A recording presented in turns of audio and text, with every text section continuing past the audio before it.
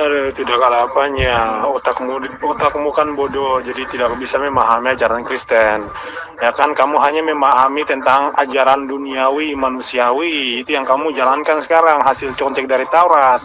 Nah, kalau dalam iman saya, hukum-hukum yang dijalankan oleh para nabi itu hanya sebatas manusiawi. Mereka jalankan sesuai dengan kedagingan, dan hukum-hukum itu mereka tidak dibenarkan ketika melakukannya.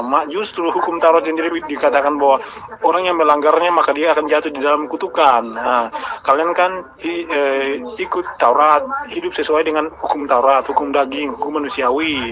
Nah, secara tidak langsung kalian memang sudah ditujukan untuk masuk dalam kutukan kalian itu.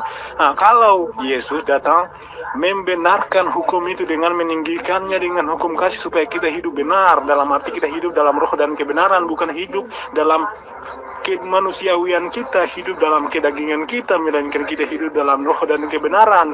Itu yang disebut sebagai penggenapan hukum Taurat, maka kita dibenarkan oleh iman. Sedangkan kalian kan tidak tahu apa-apa. Muhammad, nabi palsu itu, ketika dia datang, dia menghapus hukum roh dan kebenaran itu, dia mengembalikannya dengan hukum yang tidak dibenarkan itu. Itu dengan merubah jalan-jalan cerita dari isi Alkitab, ngomong sini gini, mengarang-arang cerita. Itulah ciri-ciri kalian. Ini saya tanggapi ya, bagaimana cara memahami ajaran Kristen itu tidak terlepas daripada konsep pengajaran Paulus terhadap Yesus. Nah, sekarang boleh nggak saya mendengarkan penjabaran saudara? Siapa Yesus menurut Yesus? Silakan. Gini Mas, jawaban-jawaban dari saya yang atas itu mungkin ada separuh-separuh yang tidak nyambung. Soalnya saya mendengarkan VM-nya mereka hanya setengah-setengah. Jadi saya hanya mendengarkan sedikit, saya balas. Menurut kalau abang membaca Injil, apa yang tadi Mas katakan, misalkan ajaran-ajaran Yesus itu tidak terlepas dari konteksnya ajaran-ajaran Paulus. Ini Mas, di dalam Injil Paulus hanya menafsirkan ajaran-ajaran Yesus, bukan Paulus yang mengajarkan ajaran Yesus tersebut. Paulus itu tidak pernah menulis Injil. Paulus hanya menulis kitab-kitab dia, misalkan kitab Roma, kitab Filipi, itu semua tulisan dia, berbeda sama Injil. Kalau Anda membaca Injil kan dibagi menjadi dua perjanjian, yaitu perjanjian lama dan perjanjian baru. Perjanjian lama itu berisi kitab-kitab para nabi. Kalau di dalam Anda membaca kitab-kitab para nabi itu, apa yang ketika manusia itu diusir dari taman itu karena mereka berbuat dosa, manusia itu hidup menurut keinginannya sendiri, dan Tuhan menurunkan hukum-hukum duniawi, hukum kemanusiawi itu untuk mereka supaya membatasi mereka. Tetapi apa yang diturunkan itu tidak dibenarkan karena hanya membahas tentang manusiawi, kedagingan kita. Justru karena hukum itu manusia jatuh ke dalam kutukan. Hukum itu tuh tidak dibenarkan. Tidak ada keselamatan pada zaman itu. Nah, kalau Anda membaca Injil, Yesus mengklaim bahwa dia datang untuk menggenapi Taurat, dengan dalam arti Yesus membenarkannya supaya kita hidup dalam roh dan kebenaran. Kalau Anda tahu sendiri bahwa Yesus kan membahas tentang kasih. Kasih itu adalah kebenaran. Kasih itu murah hati. Kasih itu menutupi banyak dosa. Kasih itu kan kebenaran, dan kebenaran itu berasal dari Tuhan, iya kan? Jadi gini, Yesus meninggikan hukum terdahulu itu, Yesus menggenapinya dengan hukum kasih, dan Yesus menyuruh kita supaya hidup benar dalam arti kita hidup dalam kasih, hidup dalam kebenaran, maka kita akan dibenarkan. Dan Yesus bukan hanya menyuruh kita hidup dalam kebenaran, Yesus juga menebus dosa kita supaya kita dosa-dosa kita ini akan diampuni ketika kita mati nanti. Nah, jadi pengajaran Kristen itu, orang Kristen tidak mengikuti hukum-hukum yang dijalankan oleh Islam dan Yahudi, karena hukum-hukum itu tidak dibenarkan, hanya membahas tentang keduniawian. Dan Yesus berkata bahwa ajaranku bukan berasal dari dunia, surga. Nah, Yesus berkata bahwa akulah jalan kebenaran dan hidup. Kalau Anda membaca ajaran-ajaran Yesus semua hanya membahas tentang kasih, hanya membahas tentang moral. Ketika Anda membaca ajaran-ajaran Yesus itu Yesus menyuruh kita untuk hidup dalam roh dan kebenaran, bukan hidup secara manusiawi. Jadi kita walaupun tidak dibenarkan secara manusiawi, tetapi kita dibenarkan dengan iman ketika mengikuti hukum kasih tersebut. Jadi gini, di dalam kitabnya Kristen itu ada dua bagian, Perjanjian Lama, Perjanjian Baru. Nah, yang mana kitabnya Kristen di situ? Kitabnya Kristen itu adalah Perjanjian Baru. Perjanjian Lama itu adalah kitabnya agama Yahudi. Jadi Kristen mengambil kitabnya agama orang lain, kemudian diklaim bahwa itu adalah kitabnya. Ya, itu yang pertama. Tapi itu Anda tidak perlu tanggapi. Yang saya tanya, siapa Yesus menurut Yesus? Saya tidak tanya seperti apa ajaran Yesus, dalam arti kata ajaran kasih adalah ajaran Yesus, ajaran Kristen adalah ajaran kasih. Oke, itu saya tahu. Kalau Kristen mengklaim dirinya itu adalah ajaran kasih. Cuman saya ingin tahu di sini, siapa Yesus menurut Yesus, bukan menurut Paulus, bukan menurut mimbar gereja. Silakan. Tidak bisa gitu dong, Mas. Tidak bisa gitu. Anda mengklaim bahwa Alkitab Perjanjian Lama itu Yahudi, Alkitab Perjanjian Baru itu Kristen. Sedangkan yang menuliskan Kitab Perjanjian Baru pun Yahudi. Yang pertama kali mendirikan Kristen itu orang-orang Yahudi ketika mengajar di Antioquia. Nah, jadi kenapa kamu mengklaim bahwa Kitab Perjanjian Lama itu Yahudi, Kitab Perjanjian Baru itu Kristen? Jadi akan aneh kalau orang Kristen itu tidak percaya bahwa keselamatan dibawakan oleh bangsa manapun, bangsa Roma juga tidak, bangsa ini tidak, hanya bangsa Yahudi, orang-orang Yahudi yang menyampaikan kepada kita dan kita yang meneruskannya. Oke? Jadi gini, Mas, setiap kitab suci itu punya cara pandang memahami kitab suci tersebut dengan jalan tujuan dari kitab suci itu. Jadi orang lain tidak bisa menafsirkan sesuai dengan cara pandangnya. Kitab suci itu kan harus dipandang sesuai dengan jalan kitab suci tersebut. Jadi kan kamu memahami Injil itu dari dalam Al-Quran, kamu menuduh-nuduh Yesus bukan Tuhan, Yesus gini. Kalau dalam kitab suci saya mempunyai cara pandangnya tersendiri.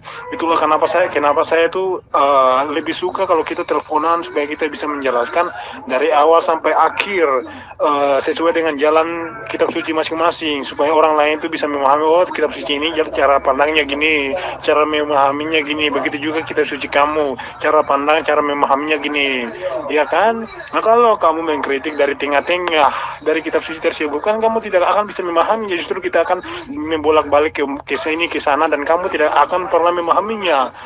Makanya itu saya lebih suka kalau kita teleponan supaya kita bisa saling berbagi. Anda kalau bisa meyakinkan saya dengan kebenaran agama Anda, maka saya pun akan percaya kepada agama Anda. Begitu juga saya ketika saya menjelaskan kebenaran agama saya, maka Anda pastinya akan tertarik untuk mencari jalan kebenaran, menilai mana yang lebih benar dari agama masing-masing tersebut. Saya bukan mengklaim, itu memang fakta. Perjanjian Lama itu kitabnya Bani Israel, bukan kitabnya Kristen. Kalau kemudian Anda mengatakan yang menerjemahkan, yang menulis Perjanjian Lama itu adalah Bani Israel, ya, memang Bani Israel. Terus kamu katakan Perjanjian Baru yang nulis itu adalah Bani Israel. Lah, di antara mereka ada yang bukan Bani Israel. Markus, Lukas, mereka bukan Bani Israel. Mereka bukan murid-murid Yesus. Artinya, ketika Anda mengatakan bahwa Perjanjian Lama itu adalah kitab Anda, apa dasar pijakannya? Sementara kitab itu hanya diperuntukkan kepada Bani Israel. Bahkan Yesus sendiri diutus hanya kepada Bani Israel saja. Tidak ada pengakuan Yesus kalau diutus untuk non-Yahudi, nggak ada.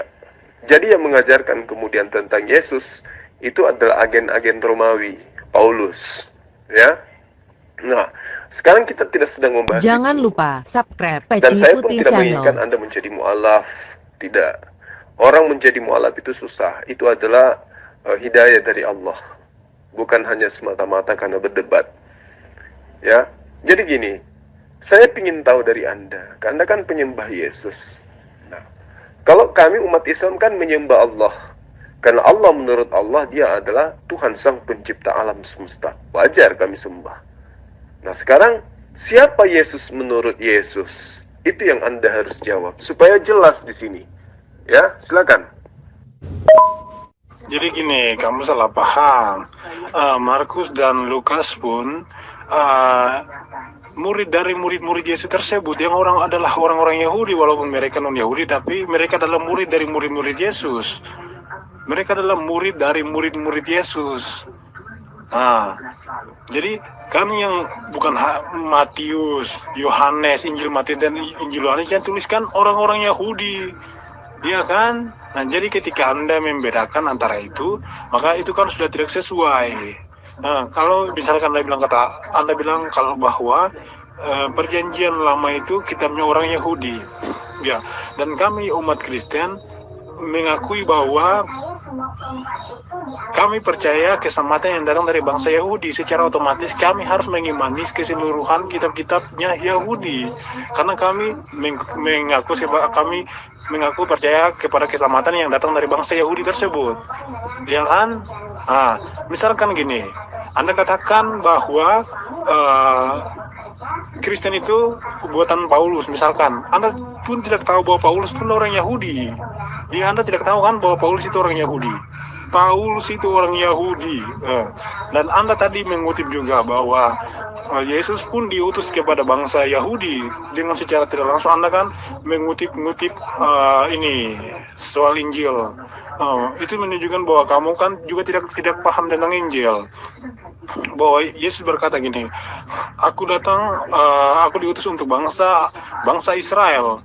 Ketika Anda membaca ayat lain lagi Yesus berkata bahwa pergilah ke seluruh dunia dan beritakan Injil bagi semua bangsa. Dalam arti apa? Yesus diutus di bangsa Israel untuk dunia. Jadi ketika Anda mengambil kesimpulan bahwa Yesus hanya diutus untuk bangsa Israel, maka kan itu tidak tepat. Kan tadi sudah saya jelaskan bahwa setiap kitab suci itu mempunyai cara pandangnya tersendiri, dan Anda ketika membaca Yesus berkata bahwa aku diutus hanya kepada bangsa Israel, dalam arti Yesus melakukan pekerjaannya hanya khusus untuk di bangsa Israel, bukan bangsa non-Israel. Ketika orang non-Israel itu datang kepada Yesus dan Yesus berkata bahwa aku diutus hanya kepada bangsa Israel, dalam arti Yesus melakukan pekerjaannya itu khusus di bangsa Israel, bukan bangsa kepada bangsa non-Israel. Dan ketika Yesus sudah melakukan segala pekerjaannya di bangsa Israel, barulah dia berkata bahwa pergilah ke seluruh dunia dan beritakanlah Injil bagi seluruh bangsa. Dalam arti apa? Yesus diutus kepada bangsa Israel untuk dunia. Tadi kan saya sudah jelaskan bahwa setiap kitab suci itu punya cara pandangnya tersendiri. Kamu kan tidak mengerti, dan kamu sekarang ini kamu sudah mengutip gini. Saya tidak salah paham. Ya, Anda mau mengatakan Lukas, Markus itu adalah murid dari murid Yesus, ya itu hanya asumsi aja itu. Kemudian ketika Anda mengatakan saya tidak memahami kitab Anda, lalu kemudian Anda mengatakan yang dimaksud Yesus hanya untuk domba Israel itu adalah pengajarannya pada saat itu. Nah, itu sudah sangat jelas kok. Ya, itu sudah sangat jelas. Bahkan Yesus berpesan, ya, Yesus berpesan kepada ke-12 muridnya. Apa pesan Yesus? Ya.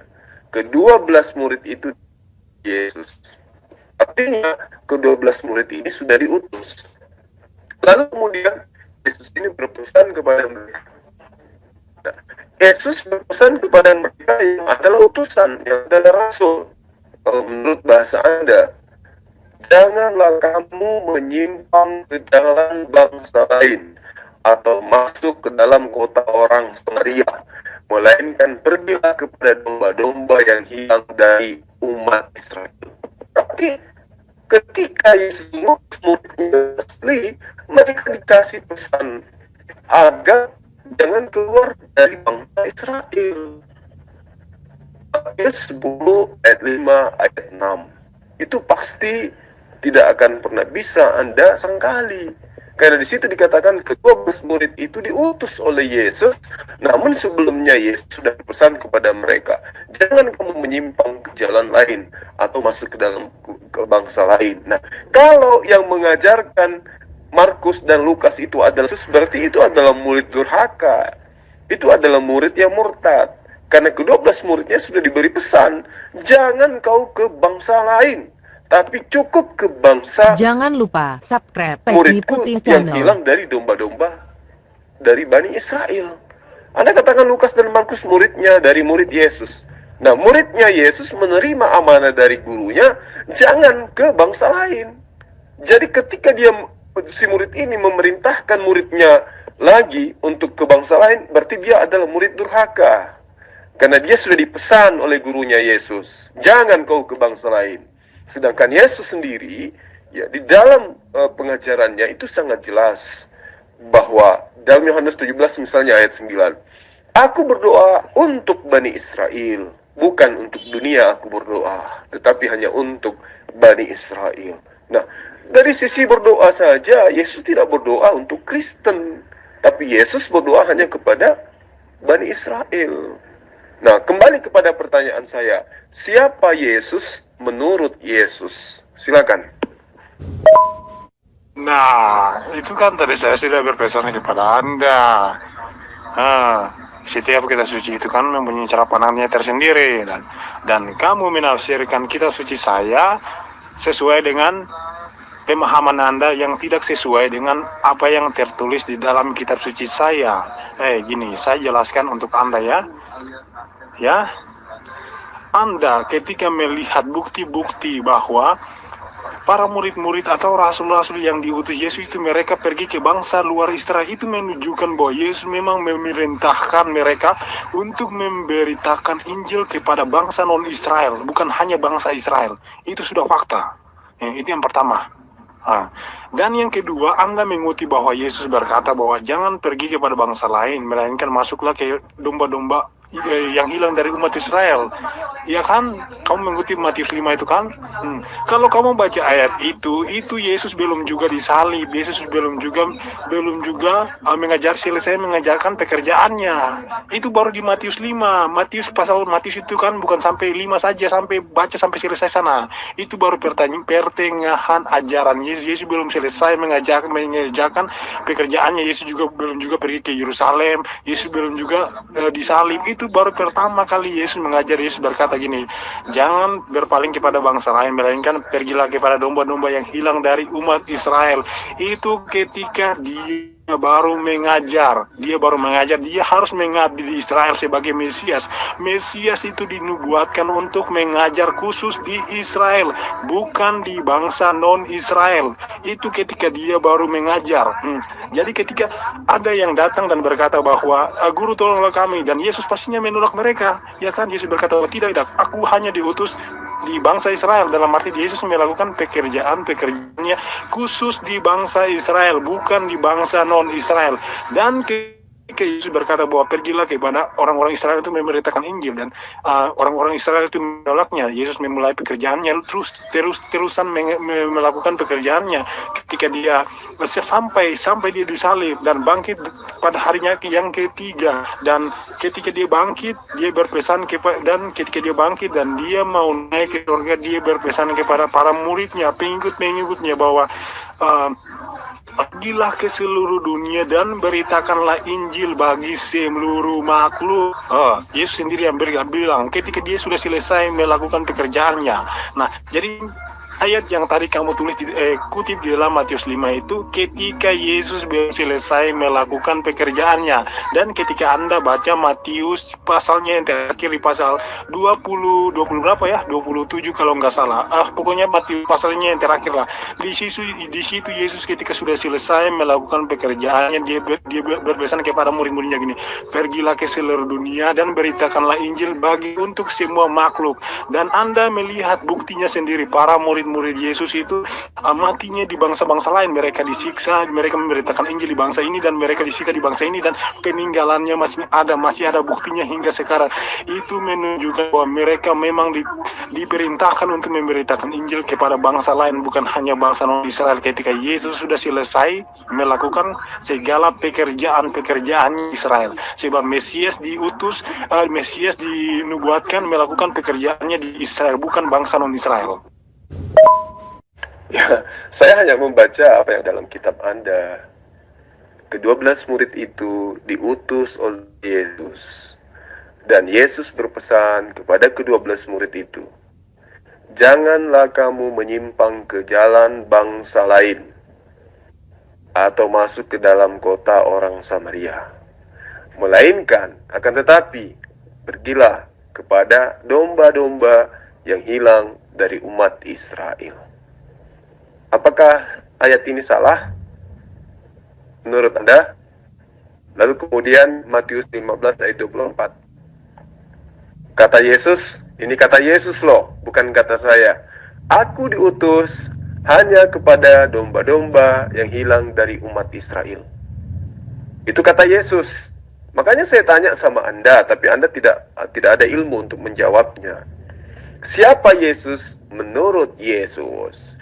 Menurut Yesus, dia adalah utusan Allah yang hanya diutus kepada domba-domba yang hilang dari Bani Israel. Sampai di sini paham? Ya, sudah saya jelaskan di atas. Tadi dengar ulang penjelasan saya. Kan Yesus mengutus mereka itu ketika Yesus baru mengajar. Yesus belum juga disalib. Yesus belum juga mengajar sampai pertengahan ajarannya. Itu baru pertama kali Yesus memilih para pengikut-pengikutnya itu dan menyuruh mereka untuk memberitakan Injil di bangsa Israel. Itu ketika Yesus masih mengajar. Dalam konteks Yesus masih mengajar. Baca itu Matius 5, itu baru sampai di pasal 5. Matius itu sampai pasalnya bukan sampai 5 saja. Matius pasalnya banyak, sampai 20 lebih. Matius pasalnya sampai 20 lebih. Itu baru sampai di pasal 5. Kan saya kan sudah sampaikan bahwa ketika Yesus berkata kepada murid-muridnya, jangan berpaling ke bangsa lain, itu dalam konteks dia baru mengajar. Dia baru mengajar di situ. Dia belum juga selesai melakukan pekerjaannya. Jadi tidak mungkin dia belum selesai melakukan pekerjaannya dan dia langsung menyuruh para pengikutnya itu untuk memberitakan Injil kepada seluruh makhluk. Nah, terus Injil yang mana lagi yang akan dia perintahkan untuk disebarkan oleh mereka? Kan tidak ada, kan dia juga belum selesai melakukan pekerjaannya. Nah, ketika dia sudah selesai melakukan pekerjaannya, barulah dia berkata bahwa pergilah ke seluruh dunia dan beritakanlah Injil bagi semua makhluk. Dan buktinya Anda lihat sendiri bahwa murid-muridnya itu memang pergi ke seluruh dunia dan memberitakan Injil untuk seluruh makhluk. Mereka beritakan Injil ke Arab, ke Roma dan bangsa-bangsa lain. Itu menunjukkan bahwa Yesus memang fakta membuktikan bahwa Yesus memang menyuruh mereka memberitakan Injil kepada bangsa non-Israel ketika dia sudah selesai melakukan pekerjaannya. Bukan dia belum selesai melakukan pekerjaannya. Kan yang tadi kamu kutip itu kan ketika dia belum selesai melakukan pekerjaannya. Itu kan cuma asumsi Anda. Coba Anda baca di Matius 19 ayat 28. Kata Yesus kepada ke-12 muridnya. Bukan saya loh, tapi kata Yesus. Dengarkan baik-baik. Aku berkata kepadamu. Yesus di sini berkata kepada ke-12 muridnya. Sesungguhnya pada waktu penciptaan kembali, apabila anak manusia bersemayam di tahta kemuliaannya, kamu yang telah mengikuti aku, maksudnya murid-muridnya yang 12 ini, akan duduk juga di atas ke-12 tahta. Ya. Kamu akan duduk juga di atas 12 tahta untuk menghakimi ke-12 suku Israel. Gitu. Jadi orang-orang ini di hari kiamat pun, di hari kebangkitan pun hanya menghakimi ke-12 suku Israel. Itu yang perlu kamu paham. Tidak dikatakan menghakimi semua bangsa-bangsa di muka bumi ini, tidak. Jadi untuk apa mereka diutus ke Indonesia? Untuk apa mereka diutus ke Jepang? Sementara mereka hanya diajarkan untuk bagaimana kelak menghakimi ke-12 suku Israel saja. Itu perkataan Yesus loh. Jadi kamu jangan berasumsi. Yesus sendiri mengakui, aku diutus hanya kepada domba-domba yang hilang dari Bani Israel. Itu perkataan Yesus, bukan perkataan saya. Kalau Anda mengatakan itu kan masih proses, itu asumsi. Apa buktinya Anda berasumsi? Coba Anda tunjukkan. Mana dalilnya yang setara dengan itu untuk membatalkan pernyataan Yesus bahwa dia hanya diutus kepada domba-domba yang hilang dari Bani Israel. Tunjuk dalilnya. Di mana Yesus membatalkan ayat ini dengan berkata, sesungguhnya aku diutus kepada seluruh umat manusia. Ada nggak? Kalau tidak ada, maka simpan saja asumsimu, ajarkan di gereja, jangan di sini. WK, ayatnya ngomong apa? Kamu ngomongnya gimana? Aduh, itulah kenapa saya selalu bilang orang-orang non-Kristen ini mereka sok tahunya luar biasa.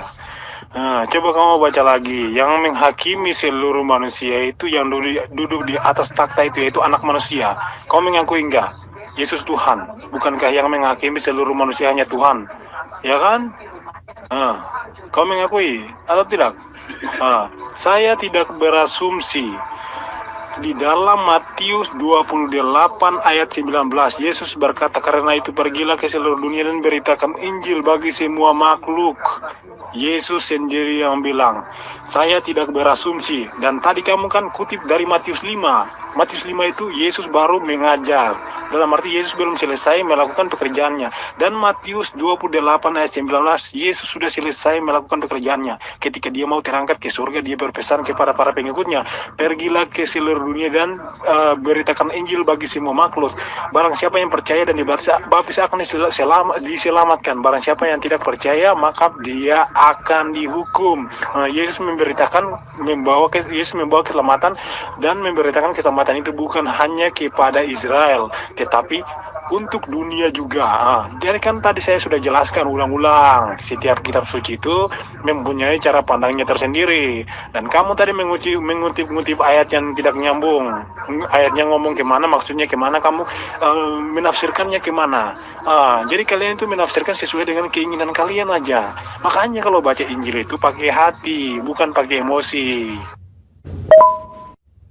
Oke, jadi Anda membatalkan pernyataan-pernyataan Yesus, di mana itu adalah pesan Yesus kepada murid-murid aslinya, dengan mencoba mengambil Matius 28 ayat 19.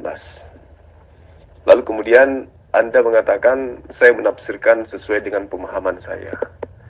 Dalam kitab Yohanes, Yesus mengatakan begini, aku akan pergi kepada Bapakku dan Bapakmu, Allahku dan Allahmu.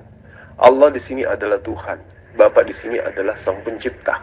Berarti Yesus mengatakan, aku akan pergi kepada Bapakku, aku akan pergi kepada Bapakmu, aku akan pergi kepada Tuhanku dan Tuhanmu.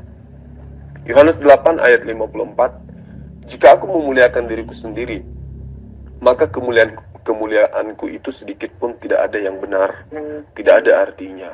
Sebab Allahkulah yang memuliakan aku, Tuhankulah yang memuliakan aku. Matius 18 ayat 19, permintaan mereka itu akan dikabulkan oleh Allahku yang ada di surga, bukan aku. Oke, sekarang Anda mengatakan Yesus itu adalah Tuhan, berdasarkan daripada dalil Matius 28. Lalu kemudian Anda mengatakan bahwa di situ Yesus mengatakan, karena itu pergilah, jadikanlah semua bangsa muridku, dan baptislah mereka dalam nama Bapa dan Anak dan Roh Kudus. Ini sudah sangat jelas. Kalau dipaksakan dalil ini menjadi sebuah perkataan Yesus, yang dimaksud oleh Yesus itu adalah bangsa muridnya. Ya, artinya suku dari ke-12 muridnya. Karena itu pergilah, jadikanlah semua bangsa muridku. Di situ tidak ada tanda koma. Ya. Tidak mengatakan jadikanlah semua bangsa menjadi muridku, tapi dikatakan jadikanlah semua bangsa muridku. Semua bangsa muridnya itu harus dibaptis. menurut perintah ayat ini. Sebentar kita bahas tentang keautentikan ini sebagai perkataan Yesus atau bukan. Karena itu pergilah, jadikanlah semua bangsa muridku. Nah, murid Yesus itu yang mana? Murid Yesus itu yang dimaksud adalah yang 12 itu. Mereka adalah dari bangsa-bangsa, dari Bani Israel. Maksudnya bangsa-bangsa di sini adalah suku-suku.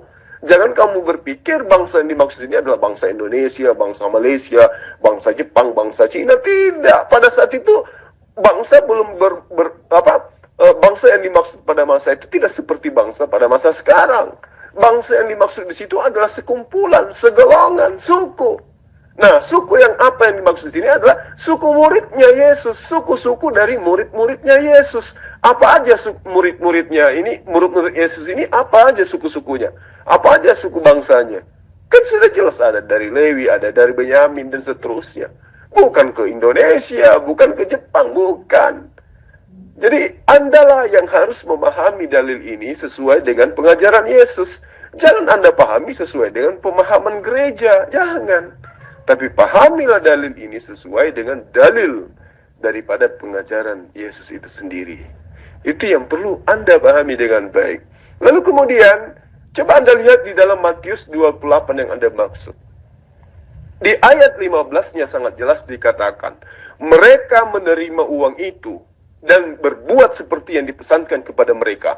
Dan cerita ini tersiar di antara orang Yahudi sampai hari ini. Gitu. Jadi cerita yang harusnya tersiar sampai hari ini adalah cerita tentang tentara-tentara yang menerima upah. Bukan cerita tentang Yesus itu menjadikan seluruh dunia menjadi muridnya, bukan. Ini ayat apa ini? Ending daripada Matius 28 itu adalah cerita yang tersiar sampai hari ini, yaitu cerita tentang tentara upahan. Ya, seperti yang dipesan kepada mereka. Itulah yang harus tersiar di Bani Israel sampai hari ini. Bukan tentang cerita Yesus itu adalah Tuhan. Tidak ada itu penambahan-penambahan. Dan orang-orang ahli kitab itu cerita tentang tentara upahan. Ya, seperti yang dipesan kepada mereka. Itulah yang harus tersiar di Bani Israel sampai hari ini. Bukan tentang cerita Yesus itu adalah Tuhan.